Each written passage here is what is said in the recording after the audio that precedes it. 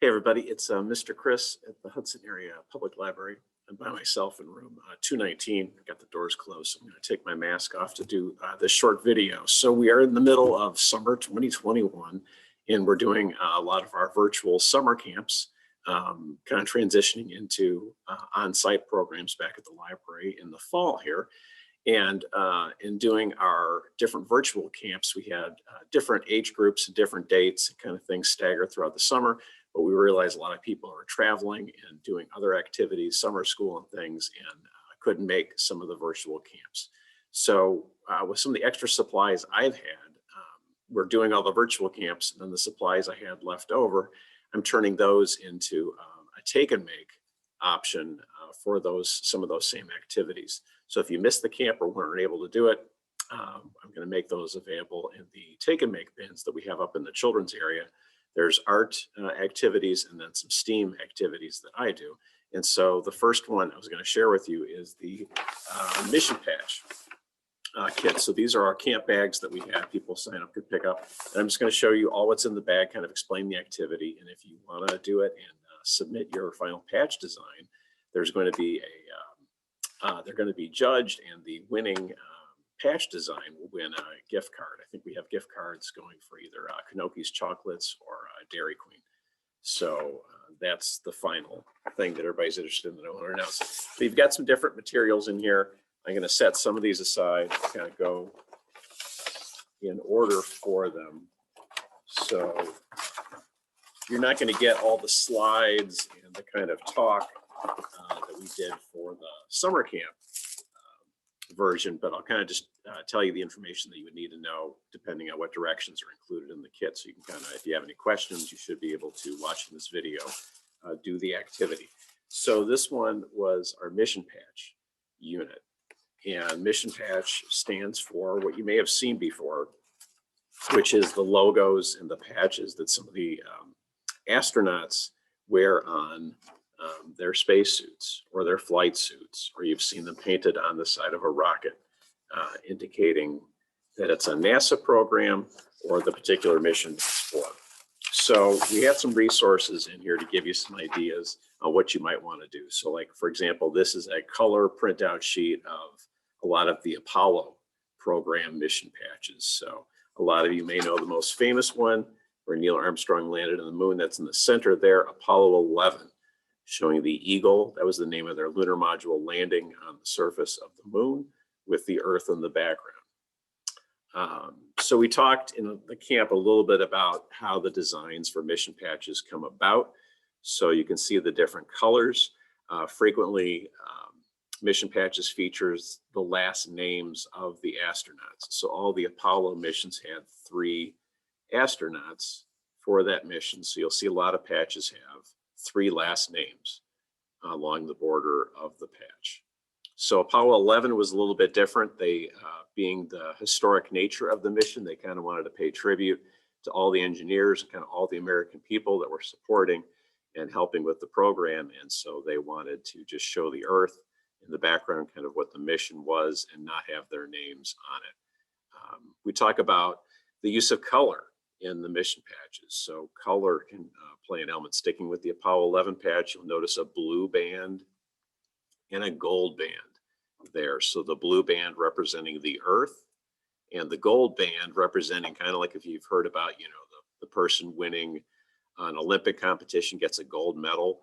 The goal was to land a person on the moon by the end of the 1960s and return them safely to Earth. And so that was kind of the gold band representing if we could make that achievement and complete that mission, which we did.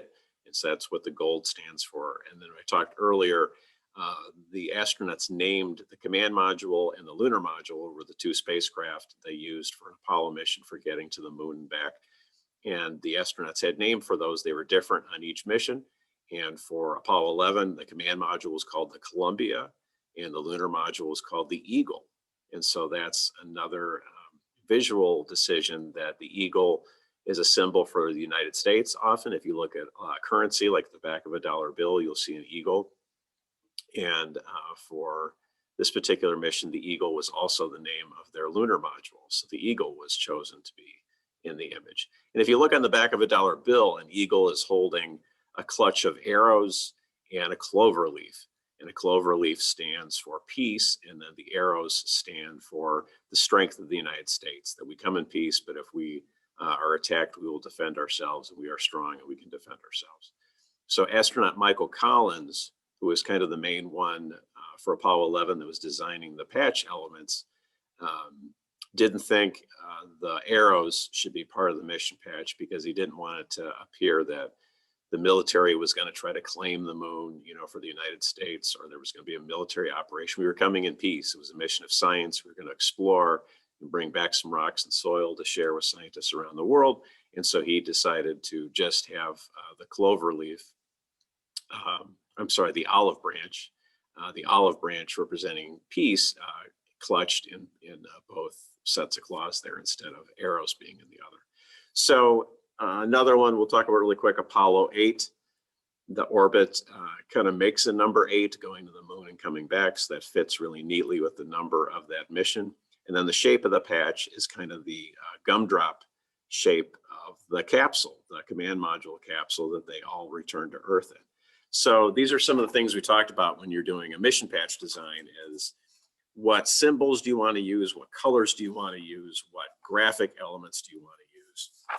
And so that's explained on the sheets for the new missions coming up for that. We also looked at some, these are space shuttle era patches. So like this one, for example, is the third flight of the space shuttle, and that's indicated visually by 3 points to our sun in the rays coming off to kind of indicate it's the third mission. So things like that, decisions you could make for use of color, for use of symbolism, for use of last names or not. And then finally, you'll get to some sheets to design. You have some construction paper, different colors, and then kind of a poster paper. And you've got some scissors and a pack of markers, and some tissue paper, and things like that. So what your goal was going to be is to read through those sheets and then some of the points I just made and figure out what you want to make for your mission patch. So your mission patch can be for this summer, for 2021. So do you want it to be about your family? Is it a trip you're taking this summer?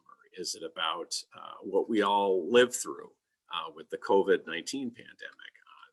Schools being a little different and going out being a little bit different and things like that. Do you want to have that as kind of your patch for that we all kind of went on this mission to get through COVID-19?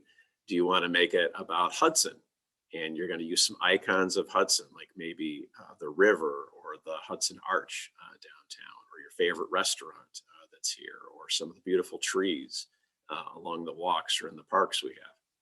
So you can choose any of these things that you want to be elements in your mission patch. And I include the construction paper to kind of work out your rough draft. You can use pencil. You can kind of decide the size, have ideas, different drawings, to do different versions of it. Because that's what happens in all these finished mission patches. They're usually a rough pencil drawing at first, and people talk about what they like and don't like about the patch. If something need to be bigger or smaller, maybe it's too busy, we should remove some things.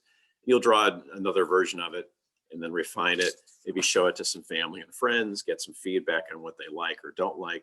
Then you can move into coloring it and deciding what colors, if any, you want to use and what those colors are going to stand for. And then things like we saw on the other patches, are you going to include last names of your family, or is it just going to be you, or you're not going to put any names at all? And then when you have all your ideas worked out, you're going to draw your final patch on this paper.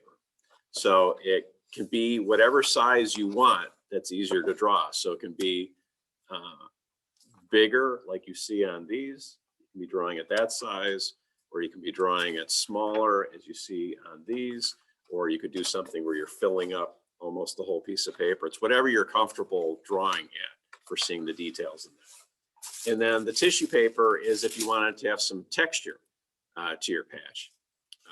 Sometimes when you see the sewn patches, they're a little rough and bumpy.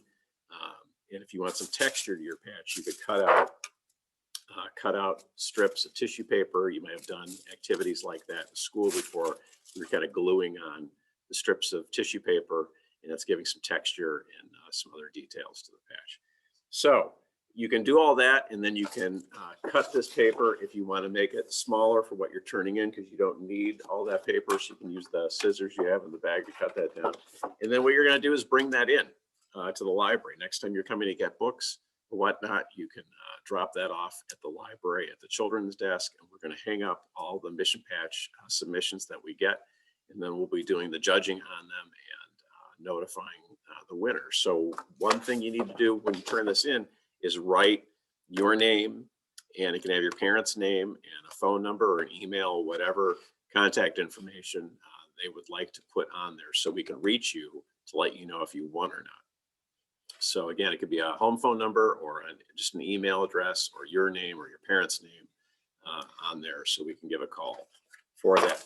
And then I think you got a snack in there too, because you're working hard making a mission patch. So there's a little bag of marshmallows, which is a treat for you in that. And then you get a real mission patch. This is a sticker of the New Horizons mission. So this is a real one.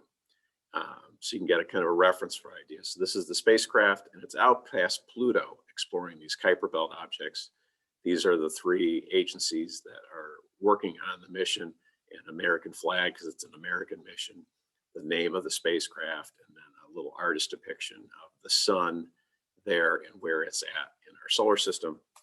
And then the last thing you had in the bag is there's a calendar. And it just includes a lot of imagery. Sometimes you're looking for inspiration for what you want to have in your patch or not. So that's why we try to give you all those other mission patches to look at. You can look at things online if you want to Google it. There's a whole lot of information out there, but I try to include some things that could kind of inspire you or give you ideas if you're kind of stuck on what you want to do for your mission patch. So I wish you luck with that activity. I'm glad that I was able to provide some leftovers from our camp supplies to make some great take and make kits for this summer. So we'll have more videos. If you're into doing these, I'm going to be kind of rolling these out week by week with the supplies I have left over from camps, and hopefully you'll get to do a few of them and enjoy that. So I hope everybody has a good summer, and we'll see you again soon. Thanks.